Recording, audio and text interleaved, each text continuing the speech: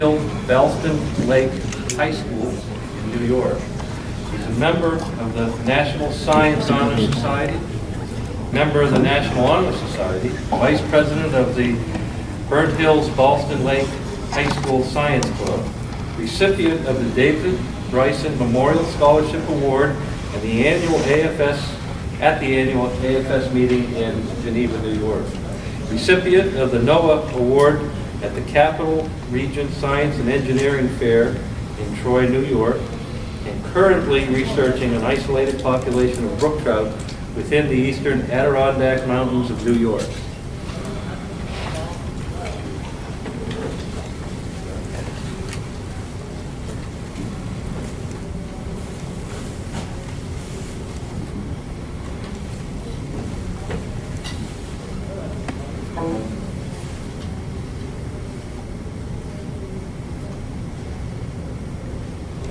All right, Michael.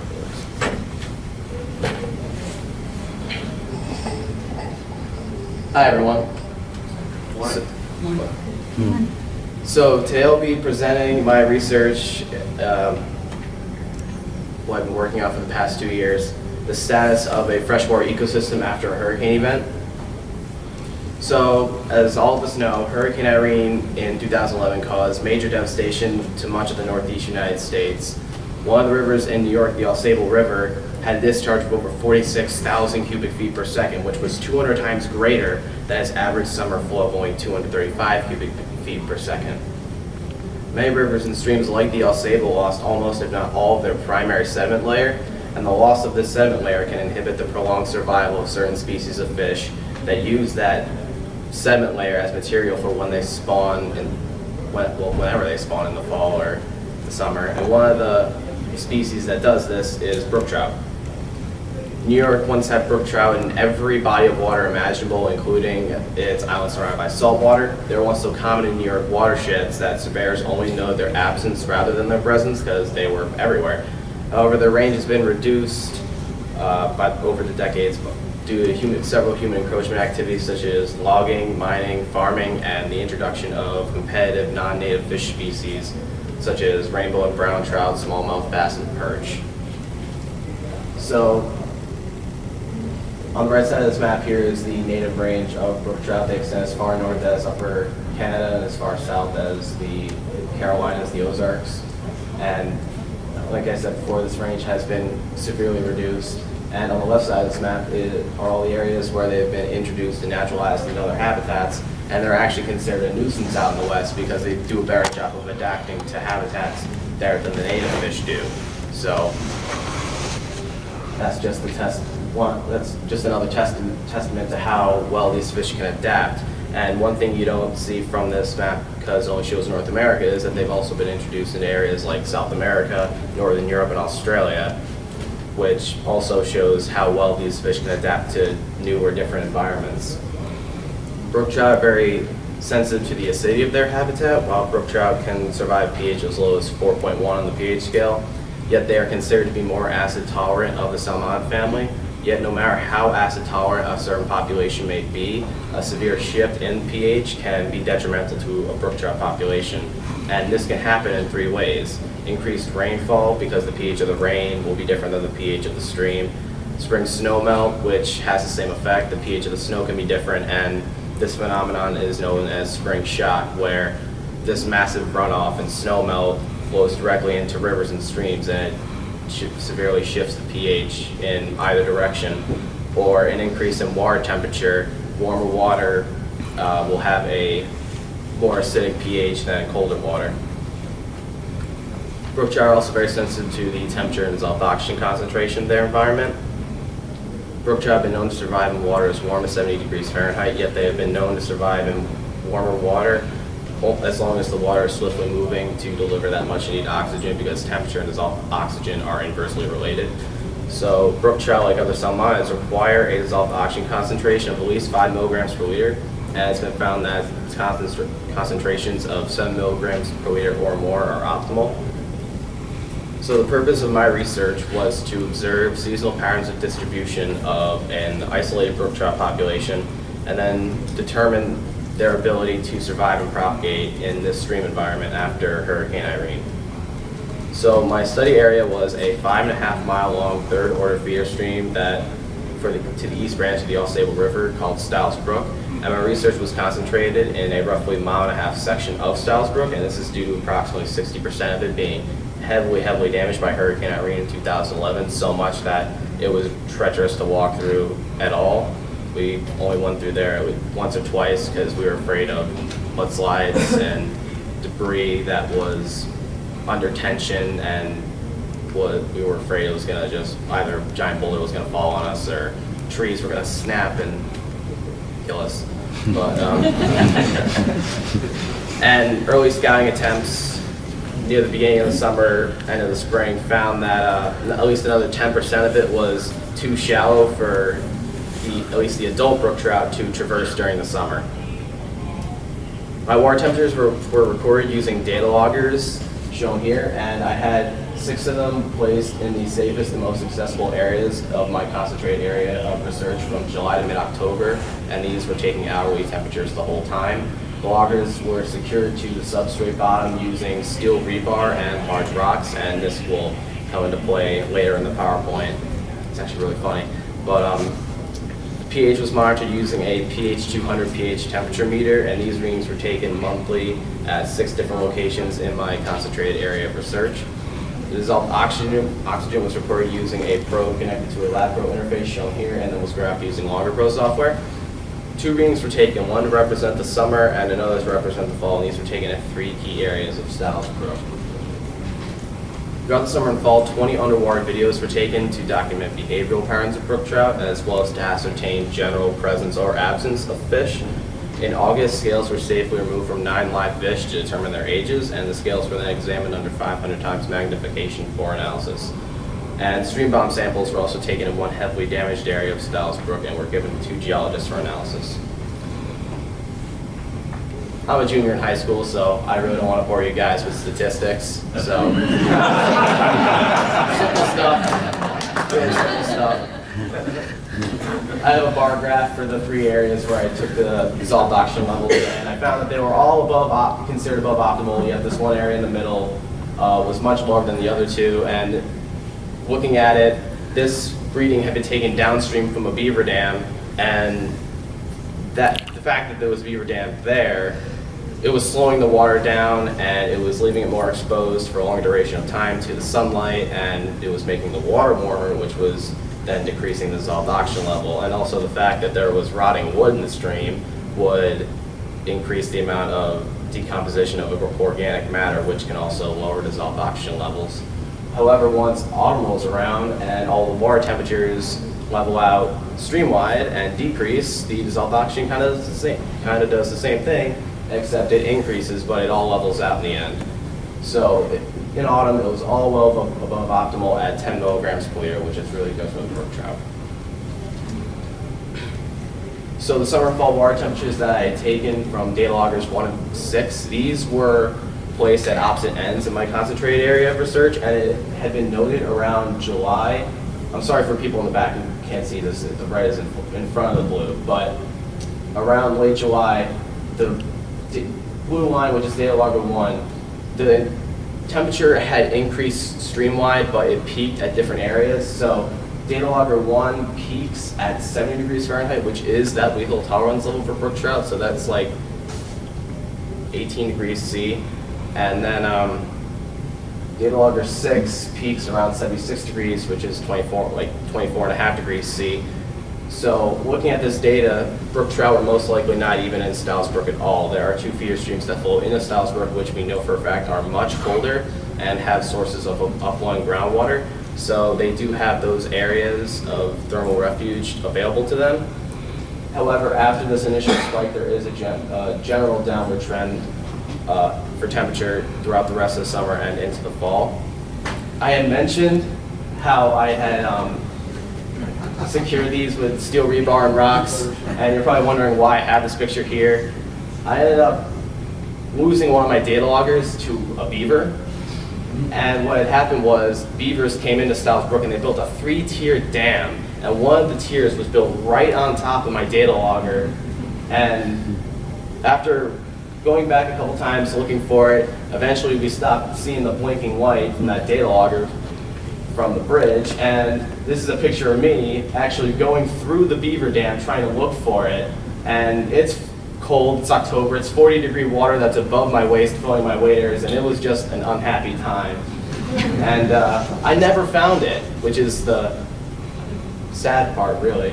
But Beaver probably found the steel rebar, and he's like, hey, it's a pretty strong stick. We're not gonna put it in this dam. We're gonna put it in our hut that's downstream. And given the battery, if it still is if the battery is still working, this thing is still taking this is still taking temperature data as we speak. So that deserves some sort of hashtag or something, like hashtag fieldwork props, something like that.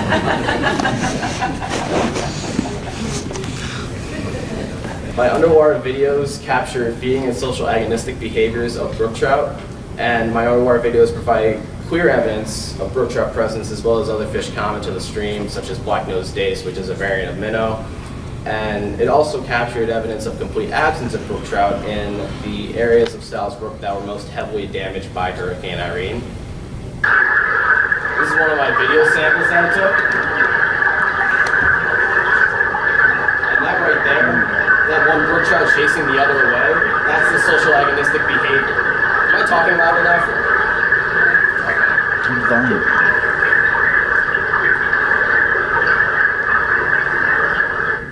That's better. So that more dominant brook trout chasing the other way, that's the social agonistic behavior. And due to this mound of sand in the background, it's created this dynamic where this area in the middle is the slowest water in this pool adjacent to the faster flow of Stiles Brook.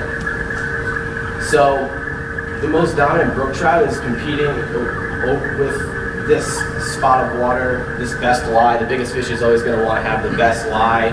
So he's competing with other brook trout because it goes back to this predatory behavior that since brook trout are predators, they want to obtain food while expending the least amount of energy doing it. So the biggest fish will maintain dominance of this prime real estate and wait for food to flow down the faster flow of Stiles so we can swim out, get it, and come back.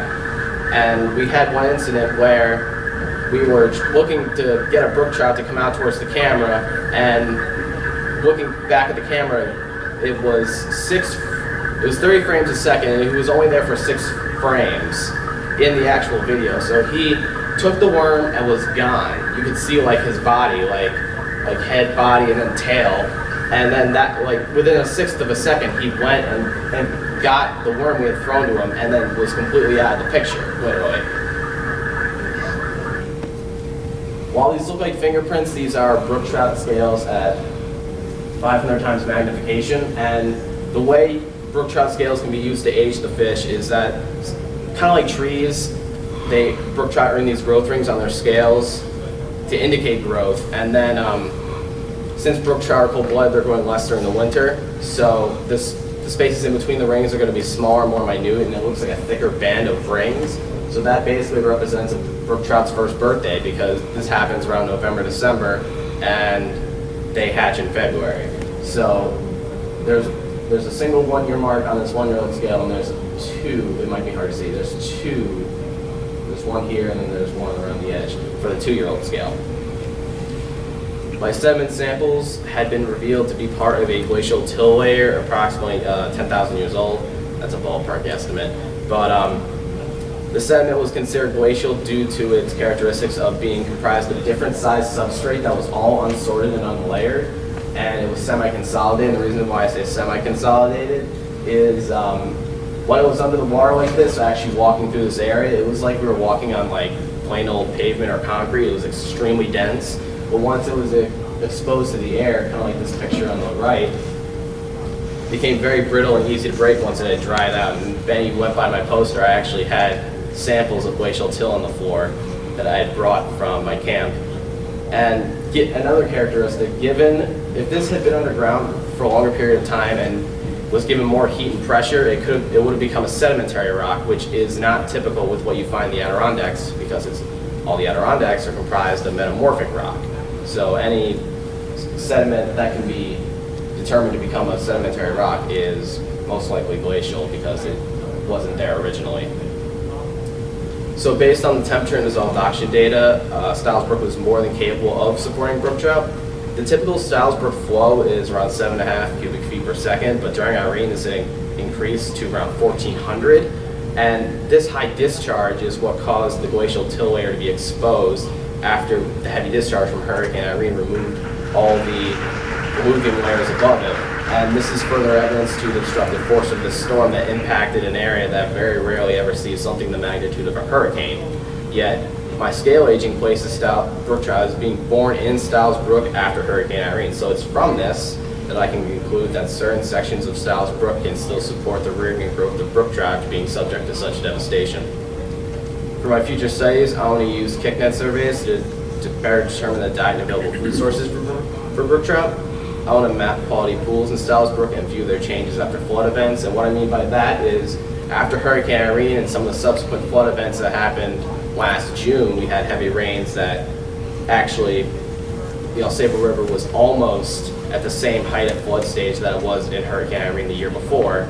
So there has been some heavy flooding since Irene. And because of that, the sediment, the silt base has become very loose and dynamic and being prone to move around. So it's created this unpredictability of where we can find old pools or see if new pools have shown up.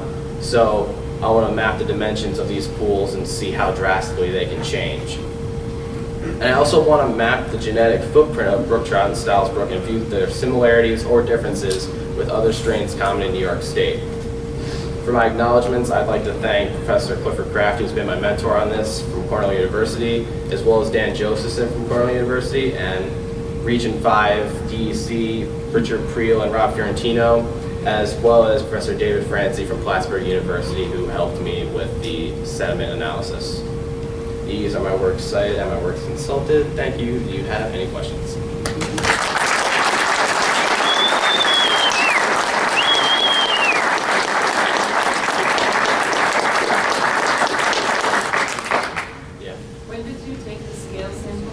Took the scale samples in August.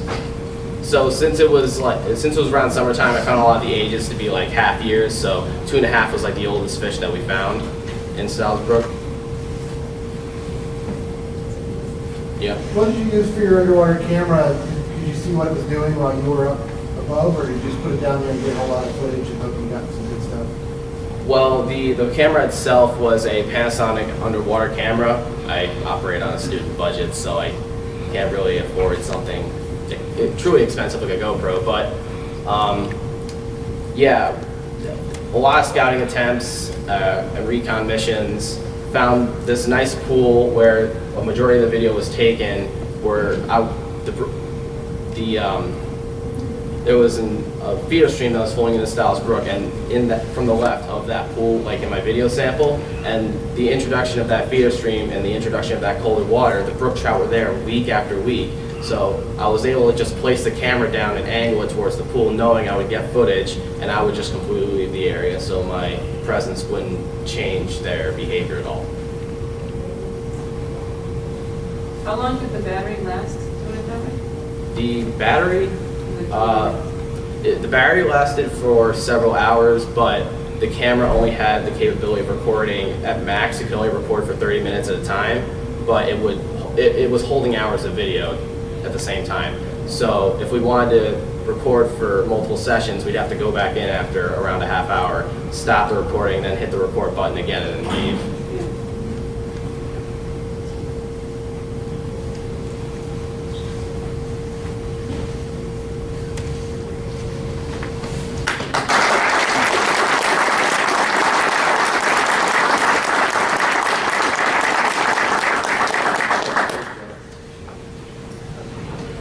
Thank you.